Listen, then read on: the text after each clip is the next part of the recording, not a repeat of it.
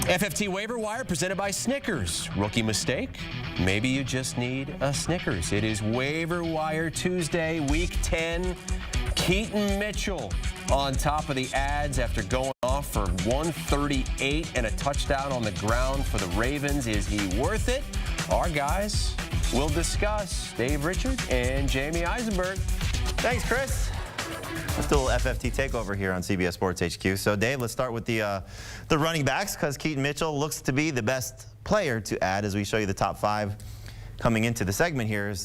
There's not a lot to love about this week from a waiver wire perspective. Sure. It's a lot of kind of filling holes because of all the players on a bye. So you see the running backs that we're missing this week, and it's a lot of big-time star power.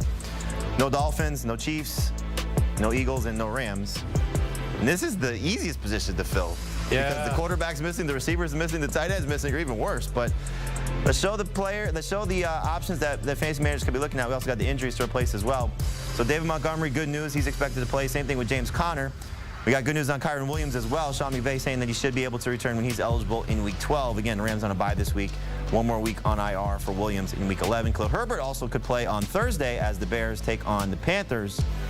And unfortunately, Cam Akers out for the season with that Achilles injury. So Keaton Mitchell tops the list. We also got Zach Charbonnet, who's been a better fantasy running back than Ken Walker. Well, let's start with Mitchell here first. Leonard Fournette, good stash candidate. Gibson, PPR, 10 catches the last 2 weeks. Chandler now replaces Akers, and a couple handcuffs here. Elijah Mitchell, Travion Williams, Jamal Williams, options in case an injury occurs. But for Keaton Mitchell, Dave, are we going to get a new running back in Baltimore, or is this going to be more of a committee with 3 guys now with Gus Edwards, Justice Hill, and Keaton Mitchell? In time, if Keaton Mitchell continues to do with his opportunities what he did against Seattle, he will absolutely be the Ravens' lead running back rest of season. But you're going to need to give him time. You have to be patient. If you need a running back this week, I don't know if Mitchell's going to be able to deliver you even 6 fantasy points, because I don't know how much he's going to work. He barely played last week, and a lot of people are talking about, well, he had a big run in garbage time. That's true.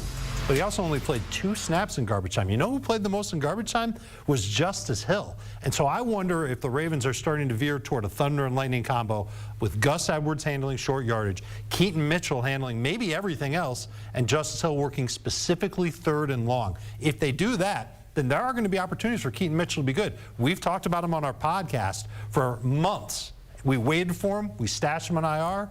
Now here's the opportunity. If you cut him, go back to him and get him. He's got the most long-term upside of any running back we'll talk about. We shall see how they handle things. Very tough matchup, though, for the Ravens as they take on the Browns in week number 10. In Seattle, they got an easy matchup against the Commanders, but which running back will take advantage of it? Will it be Ken Walker, or will it be Zach Charbonnet? Charbonnet's played more snaps than Walker each of the last 2 weeks. It has not been great for either running back, but this is a much safer landing spot. They just played Baltimore and Seattle in back-to-back games. Excuse me, Baltimore and Cleveland in back-to-back games. Not the easiest of defenses, easiest opponents. Are we going to get back to Walker dominating snaps, or are we now in a shared situation? Remember, we had Tom Spencer on the show this past weekend. The CBS crew was with the Ravens and the Seahawks, and he said Pete Carroll wants to get both guys involved. He wants to get both guys involved, and he is getting both guys involved, and we've really seen it almost all season long that Zach Charbonnet is a 3rd down back, a passing downs back. But 2 games ago, he was the one exclusively on the drive for Seattle when they were going for their win against the Cleveland Browns. That was interesting to me. And then you said it, he's played more snaps each of the last 2 weeks. I like this matchup for Charbonnet, but I like it more for Walker. You heard Pete Carroll say that they need to run the ball more. They have to make Geno Smith more comfortable. They've always been a balanced team.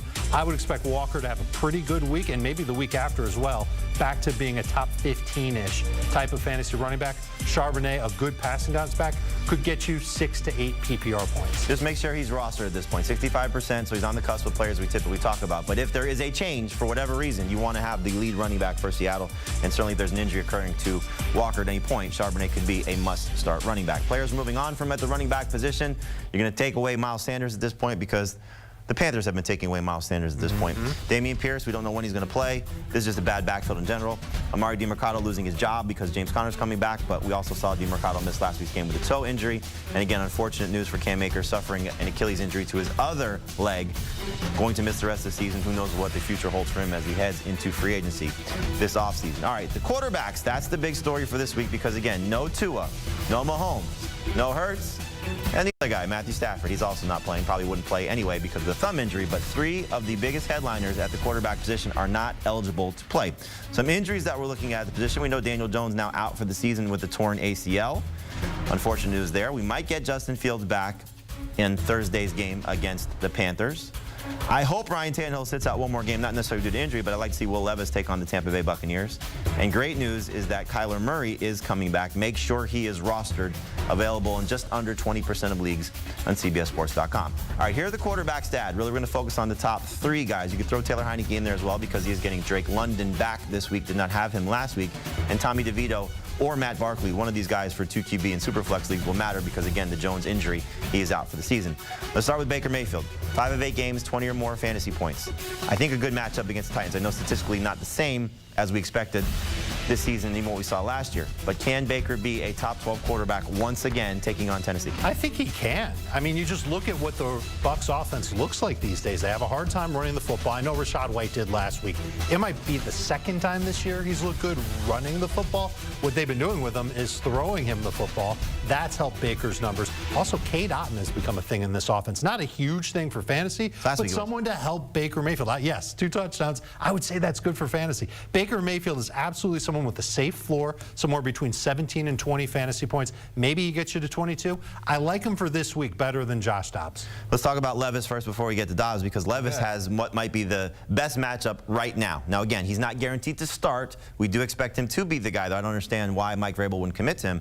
But this defense that he's facing, Tampa Bay, has allowed over 80 fantasy points the last 2 games to Josh Allen and C.J. Stroud. We saw Will Levis have a huge game 2 games ago in a favorable matchup against Atlanta. He struggled against Pittsburgh.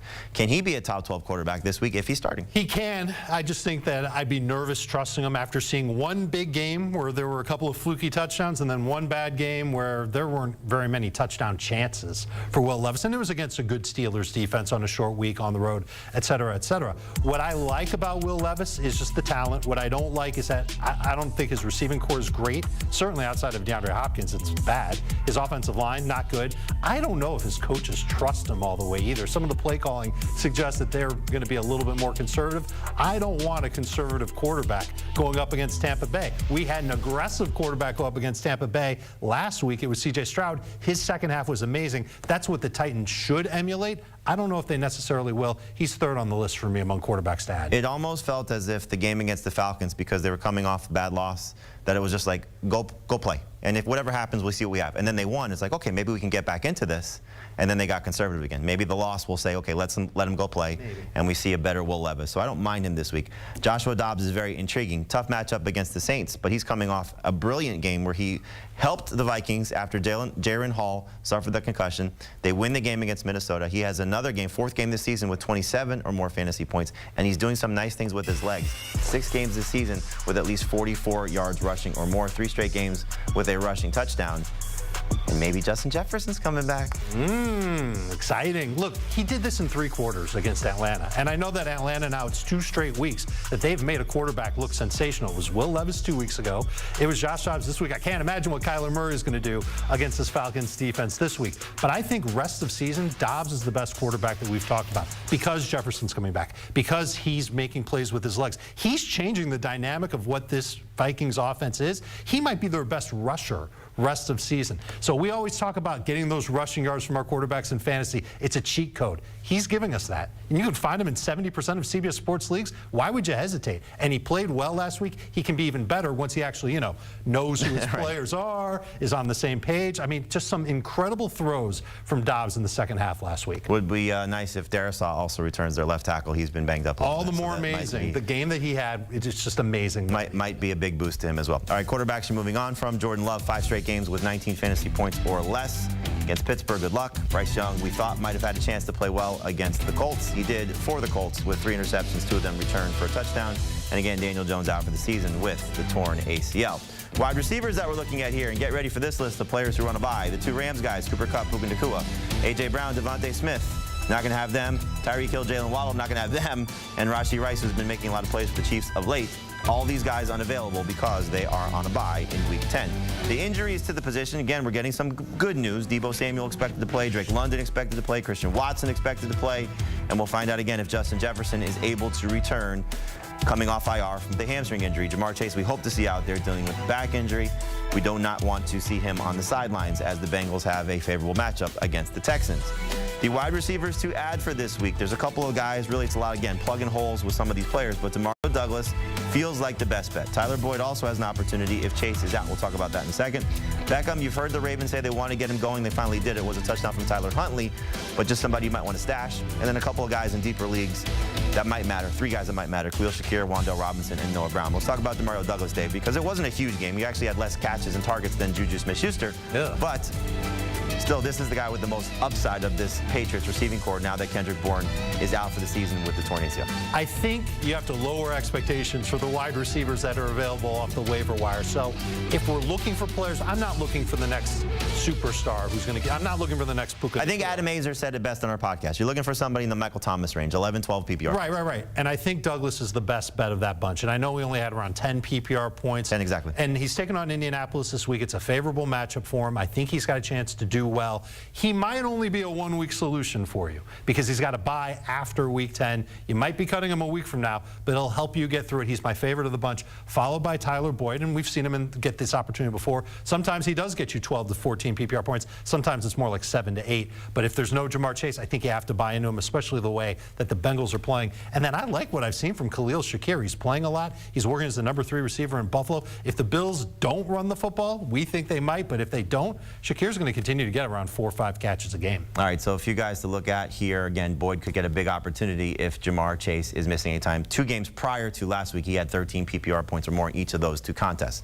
The wide receivers that we're moving on from for this week, again, just because he might have to make a roster move. Josh Palmer, 3 more games on IR. The Lions guys getting company through their bye week with Donovan Peoples-Jones being traded from Cleveland to Detroit. And KJ Osborne's in the concussion protocol. And again, if Justin Jefferson returns, you don't want to have Osborne on your team. The tight ends that we're looking at for this week, the ones on a bye, 3 prominent ones. You got Travis Kelce, Dallas Goedert, and Tyler Higbee, if you still want to consider him prominent. Durham Smythe also going to be out. The injuries at the position, not too bad, at least for this week. We expect Hockenson to play. We expect Goddard to be out for several weeks, but he's on a bye. Cole Kmet should be able to go Thursday night. Darren Waller's on IR, we already knew that. And the rest of these players also on IR, so we'll find out what's happening there. Moving forward in the next couple weeks. The players to add this week, again, not the best of list, but Logan Thomas has been pretty productive. Jonnu Smith coming off a huge game. Hunter Henry, big game last week in the first game without Kendrick Bourne, so something to look at there. Dave, just give me the name. Which one do you like the best? Thomas is the favorite for me. Thomas is the favorite for you, and again, available in a few leagues here on CBSSports.com. The tight ends that we're moving on from for this week that you could be dropping, there's only one, Darren Waller. If you don't have an IR spot, he may not play again this season. With the mess that's happening for the Giants, he's not eligible to return until week 14. You want to carry Darren Waller at that point. Make sure to check out our Fantasy Football Tape podcast, wherever podcasts are found. We help you dominate your fantasy leagues, and we do it better than anybody else. The Fantasy Football Tape podcast, wherever podcasts are available.